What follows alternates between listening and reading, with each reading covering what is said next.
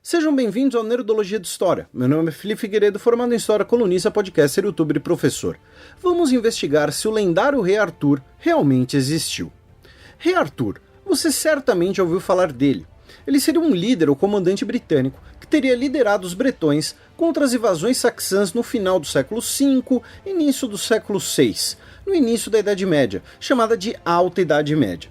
Uma das perguntas mais comuns é: o Rei Arthur existiu ou é ficção? Já que um dos significados da palavra história é inquérito, vamos investigar esse tema. Existem algumas evidências que apontam para que o Rei Arthur seja uma figura real. A primeira é justamente seu nome, que é resultado do encontro do latim romano com idiomas das Ilhas Britânicas, como o galês e o irlandês. Em fontes documentais antigas, seu nome aparece grafado como Arthur ou em duas grafias de Arturus, uma possível latinização de nomes ou títulos desses idiomas nativos, talvez Artri ou Arthur. O nome do rei Arthur é comprovadamente fruto do ambiente de aproximação da cultura latina com as culturas britânicas, ou seja, no exato ambiente em que os relatos colocam sua existência. O primeiro relato é Historia Brittonum, uma coletânea de textos escritos por monges na primeira metade do século IX sobre a história oral e tradições dos povos britânicos. Na obra, são relatadas diversas batalhas entre os bretões e os saxões, várias com participação decisiva de Arthur, todas no final do século V. Algumas dessas batalhas são referenciadas em outras fontes, outras não. Em uma delas, a Batalha de Montbedon, Arthur teria sozinho matado mais de 900 saxões. Além disso, ele teria carregado uma imagem de Maria nos ombros, ou no escudo. O tradutor ainda não decidiu. Por isso que o Arthur real teria a aparência de um comandante romano da Alta Idade Média, e não a de um cavaleiro de armadura completa que combatia injustas no século XIV. Outra fonte que cita Arthur é a obra Annales Cambriae, Anais Galeses, que significa uma compilação de documentos e textos organizadas ano a ano. É nessa obra que é citada a batalha onde Arthur morreu, a Batalha de Canlan, morto por Mordred, também citado. Esse documento é do século X, e a versão mais antiga que ainda existe é uma cópia do século XII.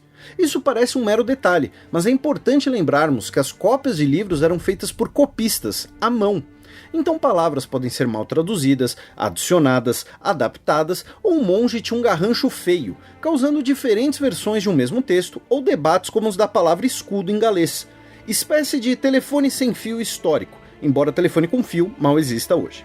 Não são evidências muito sólidas ou fartas, e elas possuem diversas contradições e ausências de outras evidências.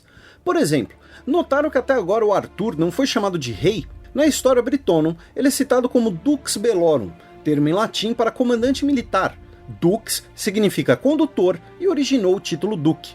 Ele é colocado como líder de guerreiros que lutavam ao lado dos reis bretões, ou seja, talvez ele fosse apenas um general, não o rei dos bretões. Além disso, os dois documentos que são autênticos e citam Arthur são posteriores ao período em que Arthur real teria existido.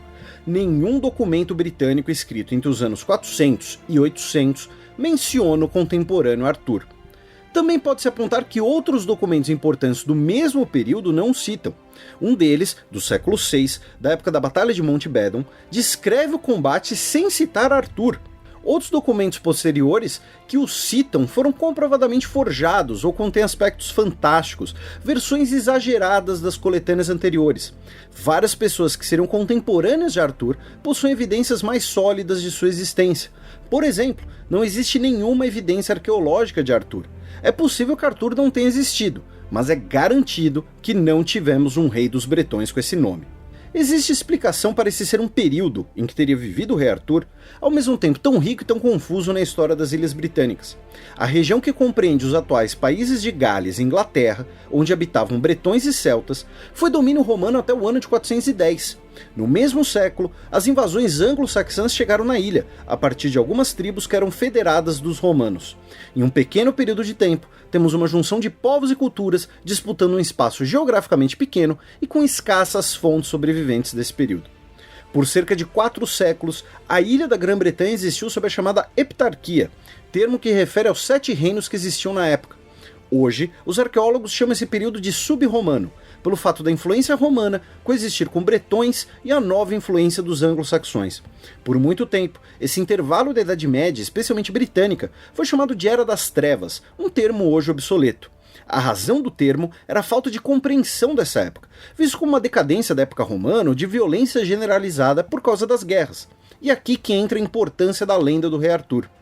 As lendas combinam fatos históricos com narrativas fantásticas ou imaginadas. É exatamente isso que a obra do século XII, História dos Reis da Bretanha, fará. Ela é escrita em um período em que a Inglaterra já está unificada, após as invasões normandas, que vocês já viram aqui no Nerdologia. Seu autor, Godofredo de Monmouth, criará uma narrativa fantástica dos bretões como um povo heróico e unido. Para preencher o período da heptarquia, bastante confuso e atribulado, ele unifica uma dinastia bretã usando as fontes mais antigas como inspiração. O nome de Arthur como um comandante militar valoroso foi transformado numa figura central dessa dinastia, e essa versão lendária de Arthur vai se popularizar por toda a Europa. É na Idade Média, já em séculos posteriores, que surgem as histórias e romances de vários personagens e passagens arturianas que hoje são bem conhecidos. A história de que Arthur tirou uma espada de uma rocha ou de uma bigorna surge no século XIII e sempre com intenções contemporâneas, servindo de parâmetro do que é ser um bom nobre, um bom cristão, a ideia do cavaleiro ideal. Com o passar do tempo, Rei Arthur e a ficção arturiana entram em declínio. Voltarão ao protagonismo apenas no século XIX, com o movimento do romantismo, contrário à modernidade e à industrialização, que buscava exatamente resgatar as raízes medievais idealizadas da Inglaterra e da Europa. Mesmo que Arthur não tenha existido ou não tenha sido rei, seu impacto cultural como uma figura lendária que personifica os ideais simbólicos de um rei enorme, inclusive para a formação da sociedade inglesa, algo que existe. O legado do Rei Arthur, além do seu mundo de cavaleiros, vilões, donzelas e magia, existe e está presente na cultura. E aí pessoal, aqui é o Felipe. Bastante gente gostou do último vídeo e de termos falado um pouco dos indígenas brasileiros. Lembraram, por exemplo, das terras pretas indígenas. O solo da região da Amazônia é pobre em nutrientes. Então, para a obtenção de um solo fértil, os indígenas misturam com a terra carvão vegetal, cerâmica, matéria orgânica de origem tanto vegetal quanto animal. O resultado é uma terra escura e fértil, fruto da ação do homem. Também lembraram das civilizações marajoaras, na ilha de Marajó, que possuíam uma cerâmica bastante desenvolvida e estabeleciam suas comunidades em montes totalmente ou parcialmente artificiais, os sambaquis. Eles seriam para defesa, habitação e cemitérios, com as urnas funerárias marajoaras sendo bastante estudadas pela arqueologia brasileira. Para quem se interessar, tem uma dica na descrição do vídeo. Não se esqueçam de curtir e compartilhar o vídeo. Assinem nosso canal para conhecer mais sobre lendas da Idade Média e até a próxima!